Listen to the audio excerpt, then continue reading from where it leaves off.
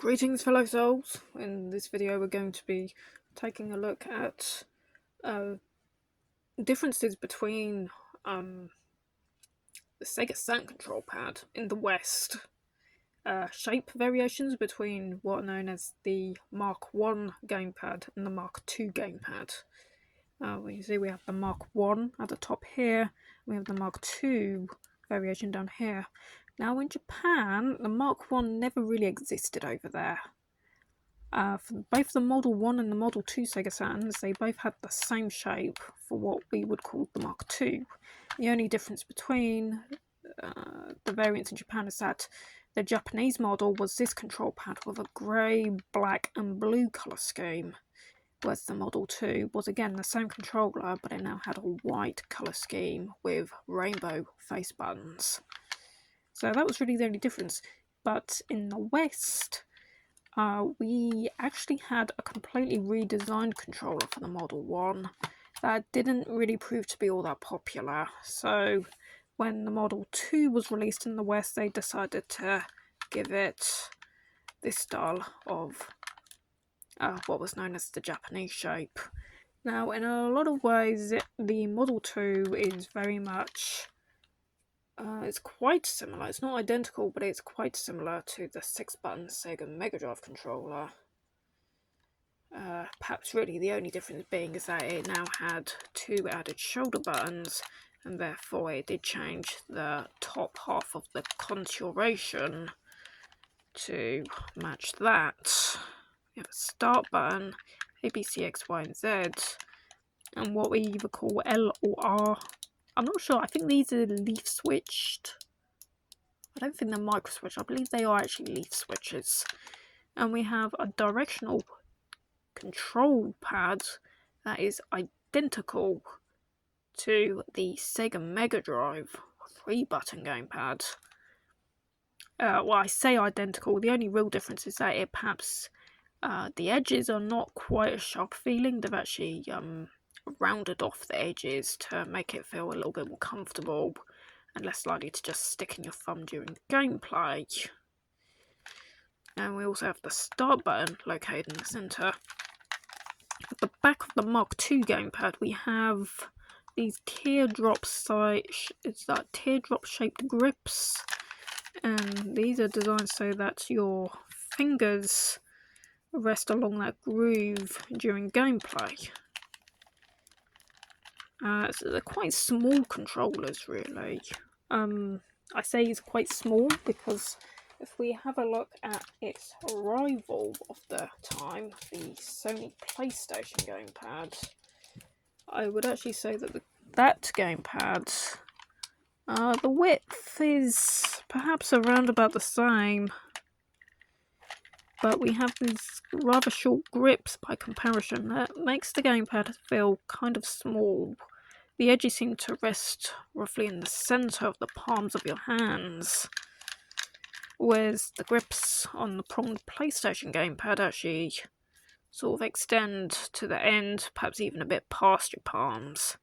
Kind of depends really, but overall I think when it comes to the grips, I prefer the PlayStation gamepad compared to the Mark II Sega Saturn controller, but the 6-face button layout is pretty nifty for fighting games and some shoot 'em ups.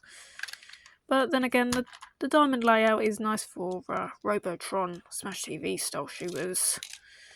But having 2 shoulder keys, I don't know if that was ever really a good idea. I tend to habitually, as a game player, I'm habitually one of those types that hold them in this way with the centre fingers beneath the grips rather than having the centre fingers on the triggers. That never felt like a very natural way of things for me, whereas I feel like having one set of triggers and the 6-button layout is better. And I, of course, must say that I'm not really a fan of the directional pad. It's not the worst thing in the world, but it's not very far from being the worst thing in the world.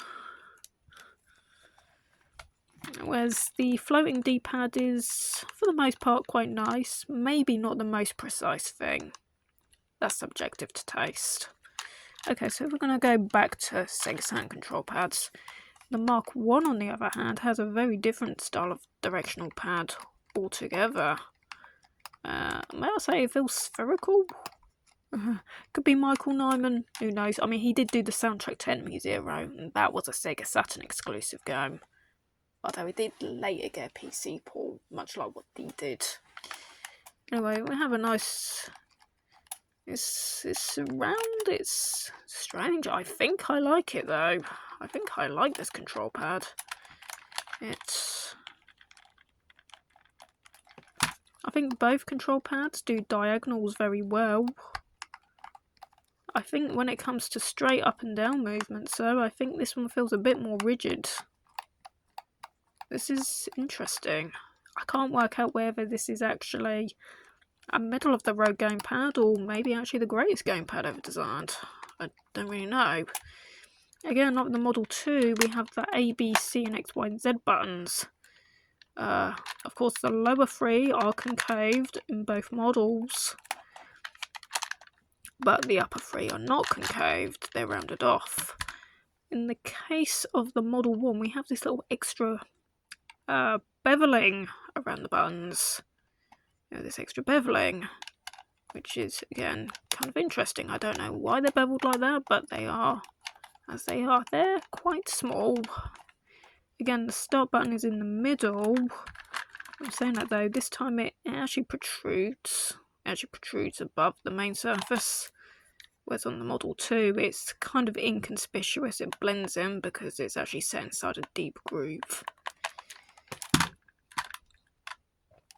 Another thing we'll note is that we've got Sega Saturn written, but no Sega logo. It's just Sega Saturn. Whereas here we have Sega Saturn and Sega. We actually have the Sega logo printed.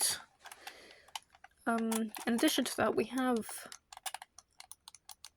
the same shoulder buttons. They have that clicky micro switch or leaf switch.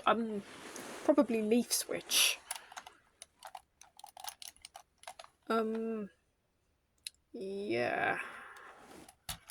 Okay. Okay, so we do see that the Model 1 is bulkier than the Model 2, but I dare actually say that both of them are actually smaller than the original Mega Drive 3-button gamepad. I mean, if anyone ever said the Model 1 was too bulky, then I don't know what they think of the Model 1 3-button Sega Mega Drive pad, because that thing is actually huge for something that's got like only 4 buttons. I mean, it's ergonomic. The buttons are nicely arranged in a way where any hand size can actually reach them. This thing is huge.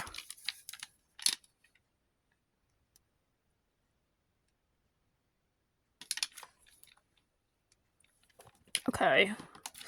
Again, as I said, we have this groove here that, when we have a look at the Model 2, is quite similar. It's like a straight edge groove that goes round.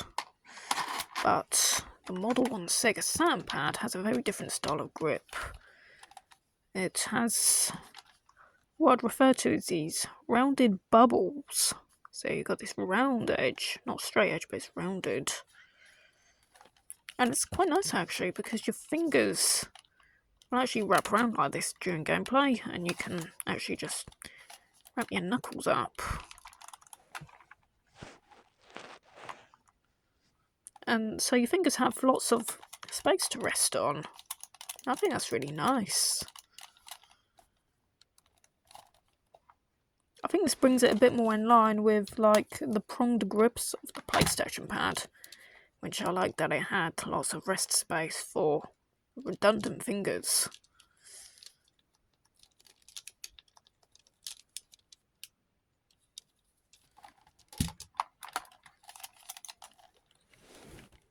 Oh, this is actually nice.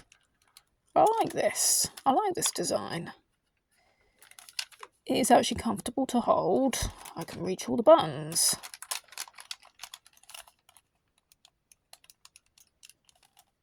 It's got a nice grip. And it's got a really interesting D-pad. The Mega Drive 2 does have a tried and trusted D-pad. You can't really go wrong with it. unless maybe you want a really precise gamepad for stuff like Pac-Man. But again, I feel like games like Pac-Man are better played with a joystick than a D-pad. A joystick is always better for Pac-Man, but yeah, it can be said that a digital joystick for the Sega Saturn is not a very common thing to find. You had the Eclipse stick. You might be able to use the Namco arcade stick or the ASCII sticks or the various Hori sticks for the PlayStation using a PlayStation to Saturn adapter. Those will probably work for the most part. But again, joysticks are generally more expensive, and I'm knocking the camera over because of it, so I shock myself. I do apologise to the viewers that may have felt a bit disorientated by that. Camera shaking. So yeah, I think both of them are quite good. I don't really see that you can go wrong with either control pad. I mean, personally, I like the Model 1 more, but I do get the picture that not everybody liked the Model 1. It was a little bit like the Duke gamepad for the original Xbox. That was very much the Duke of its day. It's kind of sad though, because I do actually feel that the directional pad is perhaps actually a better D-pad. It's hard to say really. I feel like it's a better D-pad. Maybe it's just not as mushy, I don't know, but this D-pad does work. All my gamepads work very well on the Sega Saturn.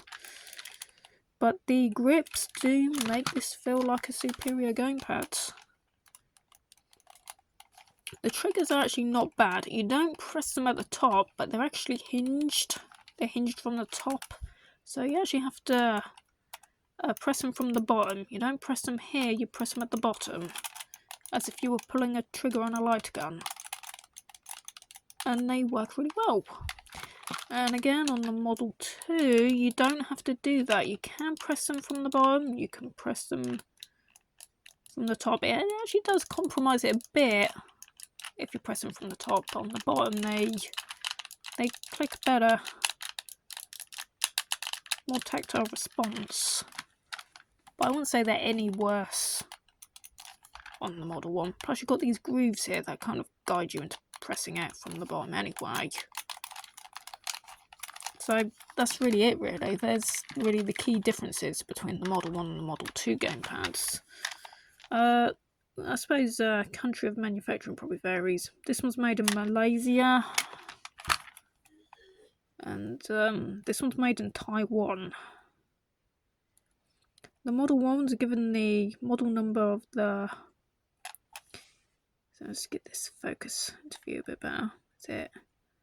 50301. Whereas the Model 2 has a model number of 80313.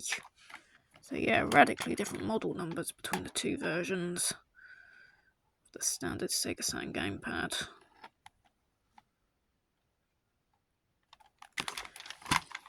But yeah, that's it, really. Alright, see you in the next video.